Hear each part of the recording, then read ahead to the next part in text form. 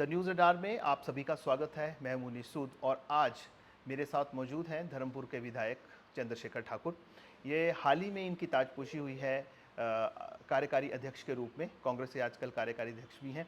तो उस इनकी नई ताजपोशी के बाद हम समय चाह रहे थे कि हम इनके साथ बातचीत करें और इनके नए जो इनको अभी ये काम मिला है कांग्रेस पार्टी में, इसके बारे में भी चर्चा करें। तो चलिए सीधे बात करते हैं चंद्रशेखर जी से। चंद्रशेखर जी, स्वागत है आपका द न्यूज़ रडार में। शुक्रिया दोस्त। देर से ही सही, आखिरकार सरकार को आपकी याद भी आई। हमारे मंडी से एकमात्र आप कांग्रेस के विधायक जीत कर गए थे। 9 में से 9 भाजपा ने ली थी, एक आप सिर्फ एक ही थे और हमें तो उम्मीद थी कि आपको कोई काफ़ी बड़ा ओहदा मिलेगा, कोई मिनिस्टरशिप मिलेगी। वैसा तो शायद नहीं हुआ, लेकिन देर सवेर आपको कार्यकारी अध्यक्ष सरकार ने बना दिया। तो आप अपने इस ताजपोशी को किस तरह से देखते हैं? देखिए, कांग्रेस ने बहुत सम्मान दिया है, मुझे बहुत मान दिया है। मैं चुनावों का हारने के बाद भी आज जहां पहुंचा हूं, ये मेरी कांग्रेस पार्टी की ही वजह से, उसकी देन है। और कांग्रेस ने ये समझा कि इस व्यक्ति को धर्मपुर के अंदर चुनाव लड़वाया जाए। एक बार नहीं, पिछले 15 साल से ये बात के ऊपर कांग्रेस अड़िग रही और आखिरकार हम उस किले को फतेह करने में कामयाब हुए। सारा क्रेडिट कांग्रेस को जाता है और मैं अपनी धर्मपुर की जनता का भी आभारी हूँ कि उनकी इनायत नहीं होती, उनकी कृपा नहीं होती तो यहाँ नहीं पहुँचता। मैं लंबे समय से सरकार में भी और पार्टी के नेतृत्व के साथ भी इसी चर्चा में रहा कि जिस हिसाब से ज़िला मंडी के अंदर पार्टी की स्थितियां बनी हैं, किसी न किसी को इस काम को करने का बीड़ा उठाना है। और मुझे खुशी है पार्टी ने इस बात को का आकलन किया है और इस जिम्मेवारी के प्रति आज मैं पूरी तरह से तैयार हूं और मैं इसमें आगे बढ़ूंगा। चंद्रशेखर जी, ऐसा नहीं है। लोगों का ये मानना है कि शायद ये जिम्मेवारी आपको अभी नहीं दी जाती। अगर जो 6 विधायक आपके भाजपा में चले गए, एक बगावत हो गई, बागी हो गए लोग, उसके बाद मुख्यमंत्री को ख्याल आया और तब आप पे और आप जैसे कई लोग जिन्हें आज तो कोई जिम्मेवारी नहीं दी गई थी, जिनको हाशिए पे रखा गया था, उनकी याद सुक्खू जी को आ गई। ऐसा है कुछ? नहीं, ये जो बिके हुए लोग हैं इनकी वजह से संगठन नहीं संगठन की बात नहीं हुई है। ये एक जो पार्लियामेंट की पॉलिटिक्स है या पार्लियामेंट्री राजनीति है, ये अलग पहलू है। संगठन को वैसे भी ज़रूरत थी कि यहाँ पर काम किया जाए और पार्टी को और सरकार के बीच में तालमेल की आवश्यकता हमेशा ही बनी रहती है। और इसके बारे में माननीय मुख्यमंत्री जी पहले भी प्लान कर रहे थे और शुरू से यही बात चल रही थी कि हमें भी कोई भूमिका मिलनी है और या तो हम सरकार में काम करते या तो हम संगठन में काम करते। तो हमने माननीय मुख्यमंत्री जी से भी और पार्टी के अखिल भारतीय नेतृत्व के साथ भी यही बात रखी और ये बात इन सब बातों से पहले हो चुकी थी और पर ये अभी कल्मिनेट हुई है तो आपके सामने अब आई है। नहीं, तो आपको नहीं लगता कि जो आपकी अचीवमेंट थी उस हिसाब से आपको रोल काफ़ी बड़ा मिलना चाहिए? और ये जो पोस्ट आपको दी गई है, इसके कुछ मायने हैं भी या ये एक डेकोरेटिव सी पोस्ट है कि मुंह में लॉलीपॉप डाल दिया, यार अब चुप हो जाओ, बना तो दिया आपको? नहीं नहीं, चंद्रशेखर को लोग, जो मंडी के लोग थे, आपकी पार्टी, खासकर जो आपकी कांग्रेस पार्टी से जुड़े लोग थे, वो आपको एक बड़ी जिम्मेवारी के में देखना चाहते थे, लेकिन ऐसा लग रहा है कि सरकार ने आपको सिर्फ चुप करवा दिया है। नहीं, ये सरकार ने मुझे पोस्ट नहीं दी है। ये मेरी पार्टी के प्रति जो मेरी निष्ठा है और पार्टी ने जो हम में देखा है, संगठन का काम करने का जो हुनर रहा है ग्राउंड के स्तर पर, ये उसकी तरफ की बात है। सरकार से हमने आज जो चाहा है, सरकार के और संगठन के बीच में जो एक तालमेल रहना चाहिए, जो आम कार्यकर्ता की आवाज़ सरकार तक पहुंचनी चाहिए, मैं उसको लेकर काम करना चाहता था, आज भी करना चाहता हूं। और इसी का कड़ी में ये बात आई है। इसलिए तो सरकार में इसमें कोई तनख्वाह वाली तो बात है नहीं कि तनख्वाह चाहिए मुझे। तनख्वाह मुझे धर्मपुर की जनता ने दे दी है। जो मुझे तनख्वाह चाहिए वो मुझे धर्मपुर की जनता ने दे दी है।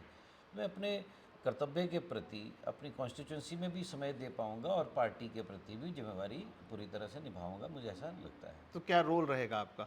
निश्चित तौर पे बूथ स्तर से लेकर मुझे राज्य कमेटी तक इस कार्य को करना है। बहुत से कार्यकर्ता मात्र पोस्ट पे लेकर बैठे हैं, उनके कार्यों का आकलन करना है, बूथ कमेटियों का पुनर्गठन करना है ब्लॉक कमेटियाँ जो अभी बहुत सी जगहों पे थोड़ा मुश्किल हालातों से गुजर रही हैं, उनको करना है। बहुत से नेताओं का मोराल डाउन हुआ है, बहुत से कार्यकर्ताओं का मोराल डाउन हुआ है। कई जगह पे पार्टी हारी है और वहाँ होता ही है। मैं भी इस हार से बाहर निकला हूँ, तो मैं समझ सकता हूँ पार्टी के नेताओं जिन्होंने उम्र लगा दी जनता के इस बीच में रहकर। जब वो अपेक्षाकृत रिजल्ट नहीं आते हैं तो सब मानवीय स्वभाव है ये, और आदमी के अंदर स्ट्रेस भी आता है, डिप्रेशन आता है। इस तरह से कई दौर गुजरते हैं, तो हर ब्लॉक के अंदर अलग अलग स्थितियाँ हैं और उसको देखने का कार्य किसी न किसी को करना ही है।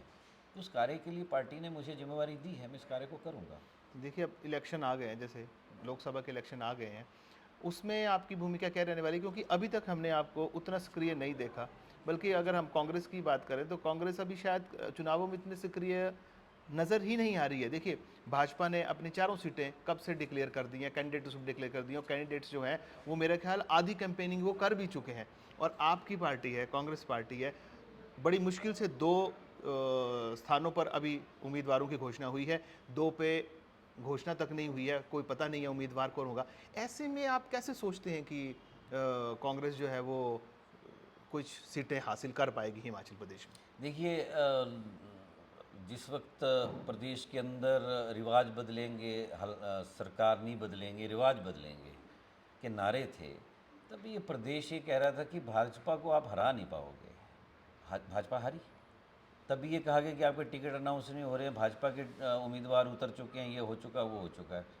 और कांग्रेस का अंतिम दिन में जाके हम जैसे लोगों का तो अंतिम दिन में जाके टिकट हुआ था। तो समय अभी है, 50 दिन 40 दिन बहुत होते हैं। और कोई अनजान चेहरे तो आने वाले हैं नहीं। यही हमारे बीच में जो सामाजिक लोग हैं, जो राजनीतिक नेतृत्व करने वाले लोग हैं, वही चुनाव लड़ने वाले हैं।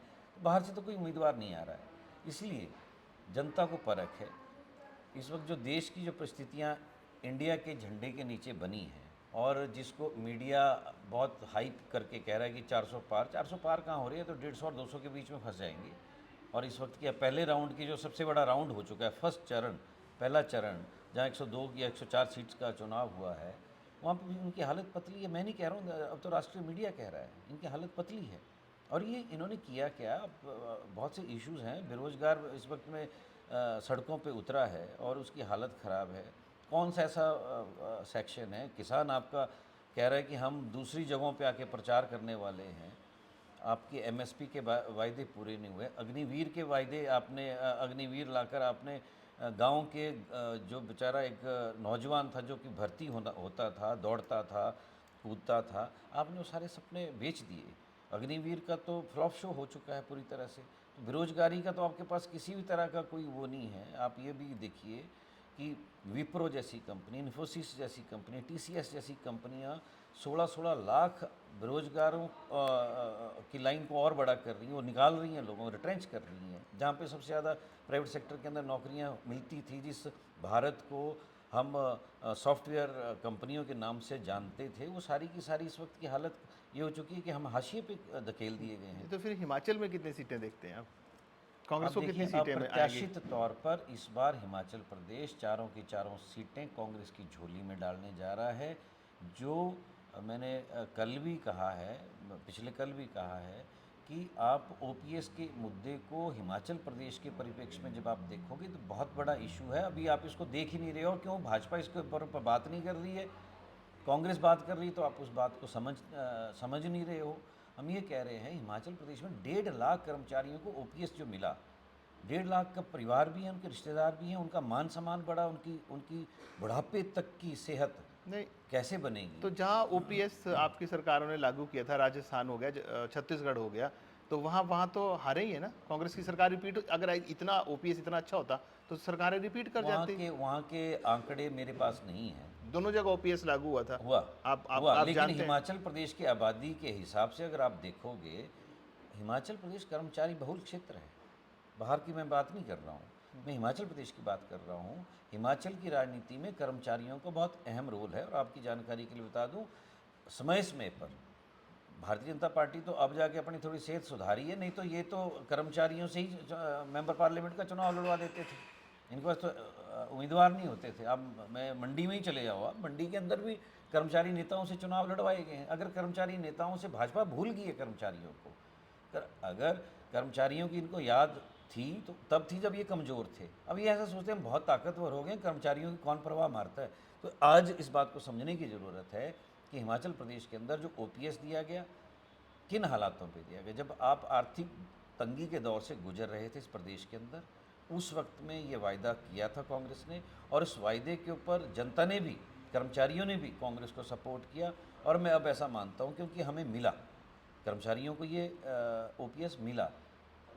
अब कर्मचारी ही स्वयं इस सरकार को हर हालत में मेंबर पार्लियामेंट की सीट में भी और जो 6 उपचुनाव होने जा रहे हैं उन सब में ज़बरदस्त तरीके से कर्मचारी भी, नौजवान भी, किसान भी, महिलाएं विशेषकर जिनको 1500 रुपया इस बार सम्मान राशि मिली, वो भी इसमें। और पहले दिन 15 तारीख को जितनी भीड़ जमी, मनीष जी, जितनी भीड़ कागज़ और अपने फॉर्म भरने के लिए जमी, उससे भारतीय जनता पार्टी घबरा गई और जयराम जी पहुंच गए जाकर चुनाव आयोग। आप एक तरफ पूरी साल हल्ला करते रहे कि हमें महिलाओं को राशि दो, 1500 रुपये दो, और जब देने की बारी आई तो आप कहने लग पड़े कि जी 1500 रुपये अभी मत दो, फिर कब दो, आपको पूछ के दें क्या?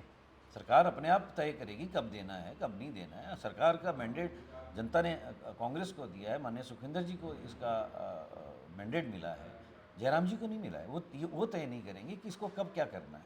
तो मुझे यही कहना है। नहीं तो आप देखते हैं, अगर मंडी की ही हम बात करें तो मंडी में इस टाइम आप खुद जानते हैं, स्वयं जानते हैं कि जयराम 9 सीटें यहाँ से जीते हैं। काफ़ी दबदबा जयराम का है, खासकर मंडी वाले क्षेत्र में। तो जब ये अब जो चुनाव होंगे, आपके पास क्या तोड़ है इस चीज़ का?